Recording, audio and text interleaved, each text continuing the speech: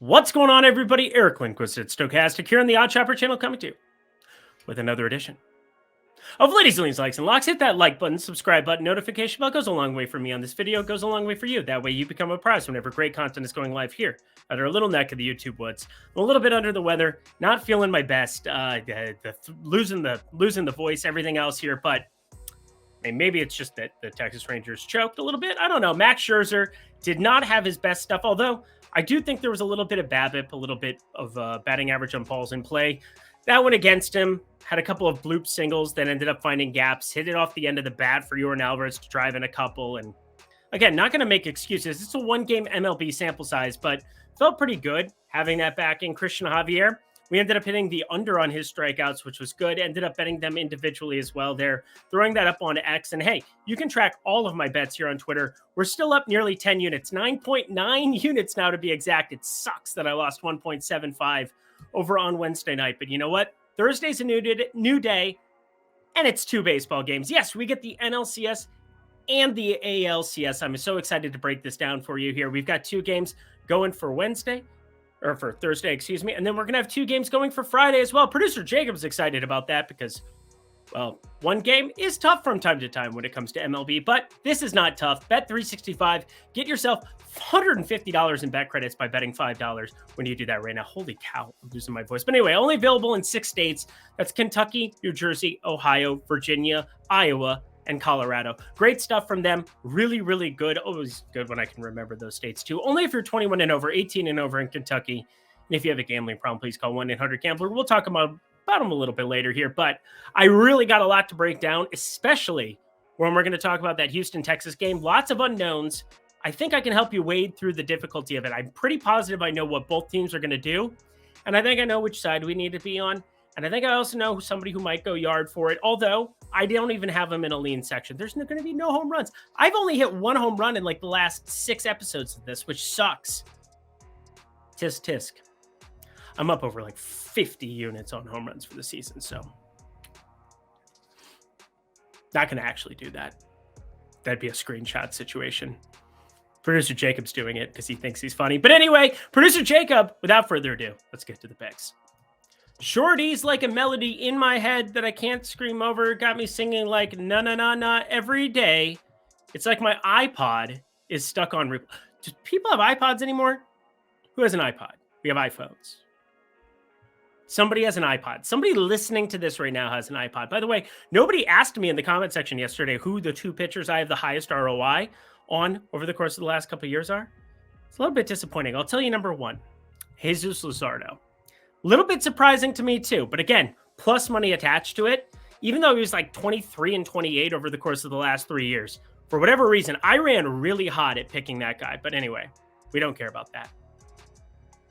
Literally, the intro to this had no purpose either. You know what? Let's talk baseball. We have Thursday, October 19th. I was born on the 19th of September, so I don't know, it's a 19th thing. Red 19 if you're in Vegas this weekend. Just throwing it out there. But looking at Suarez and Brandon Pfaadt here. Ranger Suarez, my God, has he been running good in these playoffs so far? He was kind of incredible against Atlanta twice. Yeah, he pitched on the 7th. He pitched on the 12th.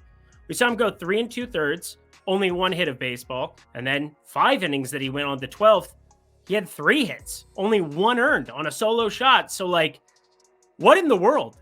This is a pretty wild phenomenon here from Ranger Suarez, but they have a pretty good bullpen situation set up. You have a day of rest, which is something that I definitely factored into today, although Houston had no problem putting up 5 earned on Max Scherzer, even though his velocity was right back where it was before. But I digress. We're talking about this game. Ranger Suarez, gotta say, facing a Arizona team, not as good against some of these lefties, although I'm sure Tommy Pham, happy to see a lefty. Christian Walker, happy to see a lefty, because the Aaron Nola, Zach Wheeler thing, it's continued exactly from where it did in 2022. This is a team that with those two as a base, and it's all about that base, no trouble. They have no trouble getting out of some of those spots because they just basically turn it over to those guys. And then Ranger Suarez, they're just asking him to go 3, 4, 5 innings in some capacity. Just do what he does, and that's induce weak contact. And Arizona, you're going to be in Chase Field. Sounds like they might open the roof, which I'm very curious to see exactly if that comes to fruition. Doesn't look like it's going to be crazy hot in the desert, but you do see a huge spike in offense. And I think I would want that against Ranger Suarez. But I don't know if I would necessarily want Brandon Pfaadt getting rolled out against these lefties on the Phillies side in those kind of conditions. So very curious to see the roof situation. Again, the roof. The roof is not on fire. It's either going to be open or closed. That's what I'm getting at here. But because we have 2 games, we don't do the lean like lock sections like before. I'm simply giving you my best bet. How are we not locking Philadelphia at minus 130, minus 135? Again, there's a minus 130 that exists right now over on the sports book. Yeah, we're talking like the main one, the super book over in Las Vegas. I'm not in Nevada, so again, I wish I could go fire that one up, but minus 135, minus 132 on FanDuel. These are phenomenal numbers that you need to bet and lock immediately. I don't know how we land on this with Brandon Pfaadt. And Brandon Pfaadt's somebody that I loved when they rolled him out in a game 1 and said, you know what? We're facing Corbin Burns and we're facing Freddie Peralta in back-to-back games. Let's just punt game 1, see if we can't win game 2. Well, they won both of them in Milwaukee. They then sweep the Dodgers. They then lose 2 straight here in Philadelphia.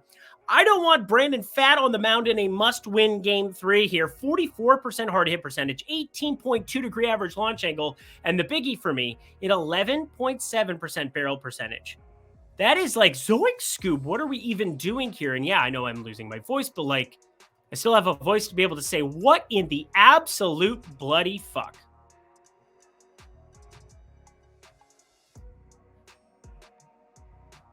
Philadelphia money line, that's going to be a lock. And I'm also looking at Brandon Marsh to get a hit because Brandon Marsh, you could just attach the 2 and it's been like an auto hit.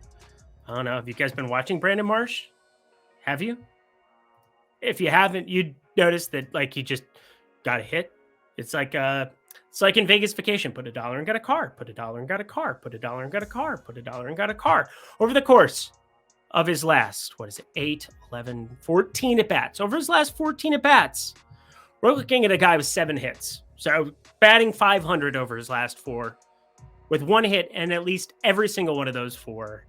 You're looking for like a cheapie here. The guy's going to be batting even against lefties, it looks like. So maybe you want to attach him, maybe you don't. Again, I have it as a lean. I'm not going to be doing it, but I think Brandon Marsh, if you want to look for like a cheap way that I know all of you want to boost your single game parlays, it's a pretty good way to do it. I'm going to lock in Philadelphia money line minus 132. Again, minus 135, kind of this mainstay number. I would be locking it at that number. So love seeing that that's the prevailing number across the industry. It's going to get bet up. There's no way this is not going to get bet up, but minus 132 at FanDuel. I locked it in. So should you. Next game after we talk that 365. 365, damn good fun. Let me sock it to you one more time, my friends. If you're in the great states of New Jersey, Ohio, Kentucky, Virginia, Iowa, or Colorado, get yourself $150 in bonus bets right now by betting just $5 at the link below over at Bet365. It is really this simple. You deposit $5 or more. You bet $5 and you get yourself $150 in bonus bets. That's a lot of money in bonus bets for $5. I'm just going to throw it out there. You can deposit 10 or 20 or 50 or whatever you want over there. But it is one of the best sports books in terms of odds that you will have available if you're in one of those 6 states. Period. End of story. If I were in a state with Bet365, I can tell you one thing. That is the sports book that I would be betting at the absolute most day in, day out. They've had the best odds throughout this entire MLB postseason. It continues to be a spot that every time I pull up Colorado, I get a little bit sad that I don't live there. Because again, you'd be able to fire up so much money over at Bet365 and know that you got it in better there than any other place in the industry. So there's that. There's also a first bet safety net up to $1,000 in bonus bets. So you can bet up to $1,000 on anything I'm recommending tonight. If it doesn't hit, you get that money back in bonus bets. That's really cool. But again, $5 into $150 in bonus bets. That's as easy and simple as it gets to try out a new sports book. So like, do it. It's only if you're 21 and over, 18 and over in Kentucky. And if you have a gambling problem, please call 1-800-GAMBLER. Alrighty, y'all, back to the picks. Let's do a little bit of an overview because I'm still a little bit sour here. 1.75 units I ended up losing there. It was a sad deal. Didn't enjoy game 3 here of Houston and Texas in any way, shape, or form. I think I got a little bit lucky, though, to not lose the full 2.75 that I had at risk. You ended up having minus 125, best available number that I found under the Texas money line. We locked that. Did not come to fruition. Ended up on Max Scherzer. I thought there was a chance that if he had things going well, he could get his pitch count extended. well, 5 earned pretty quick, 63 pitches, getting in out of there. Velocity was back. I think he got a little bit unlucky, but still didn't have his best stuff.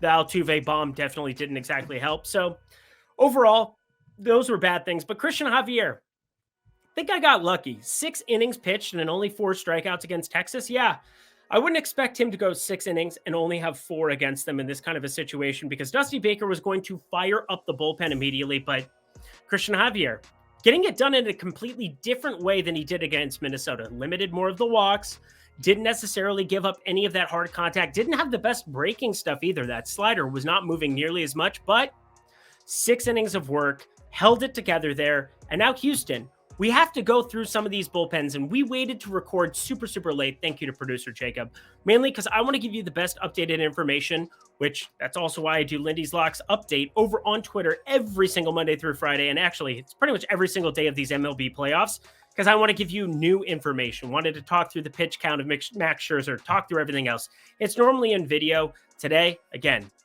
just didn't have the voice to be able to fire it up there on the X, but gave you all the information and, well, lost you money. Sorry about that. But you know what? Over the course of these playoffs, still up 9.9 units. That's pretty good. $100, making you nearly $1,000 on that. I feel good about the work that we've done here. Home runs have gone a little bit of gone pretty darn cold, and I'm not actually going to be targeting anything from here. If it ends up being the pitching magic that I expect, and that's TBD, yeah, you know me, Jose Urquidy versus Andrew Heaney. Why do I think these are the 2 pitchers that are going to roll out here for Game 4? Let me tell you, and let me explain. Jose Urquidy pitched Game 4 against the Minnesota Twins. You saw the Andrew Heaney piggybacking to Dane Dunning in Game 1, coming off of having Jordan Montgomery and Nathan Eovaldi pitching in Games 1 and 2, and then they swept that 3-game set that they were looking at against, who was that beforehand? I'll think of it in a second. But anyway, you saw that it ended up being against Baltimore. They did a genius thing going to the Heaney-Dunning piggyback situation. Now, why was it genius? We talked about the left field fence that exists out in Baltimore. Baltimore's biggest mistake that they made in these playoffs and just in the year in general, maybe they didn't expect themselves to catch Tampa Bay and be a 1 seed and go all in, but they had the lineup to be able to do it. They just didn't have the left-handed pitching. And that's where a guy like Andrew Heaney, even if he's giving up hard contact, was going to find ways to be successful in Baltimore because of that cavern they have out to left field. They built up the wall, 20, 30 feet. It's one of the hardest ballparks to hit it out of as a righty now in all of baseball. Not the case that you're looking at in Arlington. Again, a roof situation. The roof's been closed for every single game since May, like beginning of May. Actually, it was end of April, I believe, that I saw on the telecast today.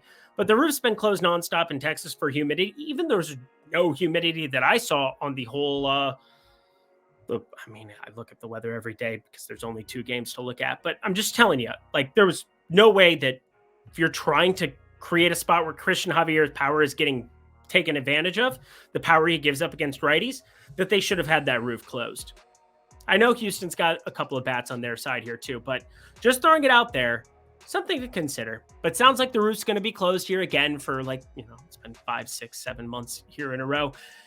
And I think this creates a chasm, a little bit of an issue for the Andrew Heaney, Dane Dunning piggyback situation that worked so well there in that Game 1 of the Baltimore series. And Andrew Heaney, 38.6%. It's not that he's giving up a ton of hard contact, but a .424 expected slugging and a 90.1 average exit velocity. He can give up weak contact. There are guys still on the Houston side who understand launch.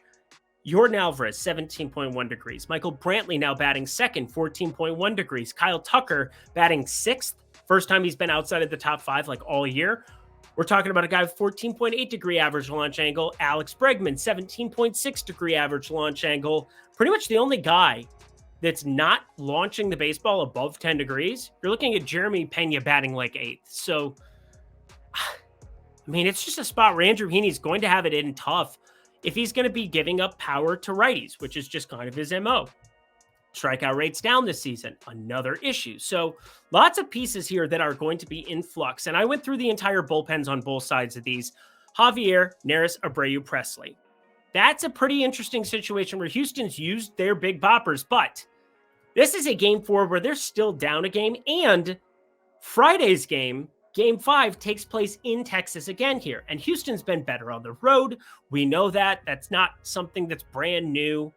I don't know why they are so much better on the road this season. Seems like a little bit of an outlier, maybe. I don't know. Maybe Houston's fans are complacent or whatever, but all three road teams, again, it's a small sample size that we're working with here, but all three road teams have won the first 3 games of this series, and I'm definitely going to be leaning on the Houston side here with Urquidy. He looked pretty good against the Twins, and I thought it was very telling. Martin Maldonado was talking in pregame before that Game 4, and actually before the entire series started. And they asked him what the key to the Houston Astros series was going to be, and he said if Jose Urquidy gets out there and pitches well. Find that to be pretty interesting. Martin Maldonado expected to be catching throughout this series. I don't see why that would stop here. He's somebody who can catch every single day, even though Yanner Diaz, the way better catcher, they pinch hit for him in Game 2. Maybe something like that shows up, but kind of a rarity for me. Martin Maldonado, though, one of those guys that when he says a pitcher matters, when he elevates them in the playoffs, I think you got to kind of pay attention to it. 5 1/3 against the Twins, only the 2 earned. Very important spot. They will have a quick hook and go over to Hunter Brown. Go over to any of these other pieces that they have in the bullpen. JP France, somebody who could get extended here. But no doubt about it, you're looking at a Game 5 situation where they want to have Justin Verlander on the mound. Houston's in a pretty good spot here compared to Texas at the moment. Although Texas didn't have to use their main bullpen arms, looks like that's a little bit factored into the number. Even money Houston, I'm going to lean that direction. I'm going to see maybe if a number can improve. Seems like people are going to be on Houston on the comeback. I'm not sure about this entire game. Going to be paying close attention to props once they drop tomorrow.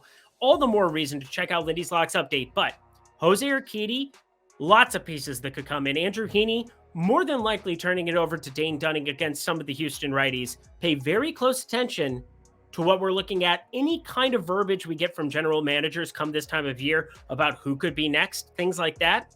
Very important to pay attention to. Kind of played out for Max Scherzer in a way I didn't expect, but partially because he gave up 5 earned. But hopefully that helps you kind of key in your process a little bit here for me. Want even money or better here on Houston? I'd be okay with a half unit play on that as is, but really prioritizing props here in this one. And that does it for another edition of Lindy's Leans, Likes, and Locks. You know what to do. Go to that comment section below. Let me know your favorite plays here on Thursday's slate. Going to be a wild one. Going to be a wild, crazy 2-gamer. We're going to guarantee ourselves another 2-gamer for Friday, so I'll be coming back to you with that as well. Check out Bet365 if you're in one of those 6 states, that being Kentucky, New Jersey, Ohio, Virginia, Colorado, or Iowa. Great stuff over there. Bet5, get 150 in bet credits only if you're 21 and over, 18 and over in Kentucky. If you have a gambling problem, please call 1-800-GAMBLER. Thank you to producer Jacob for staying up late for me.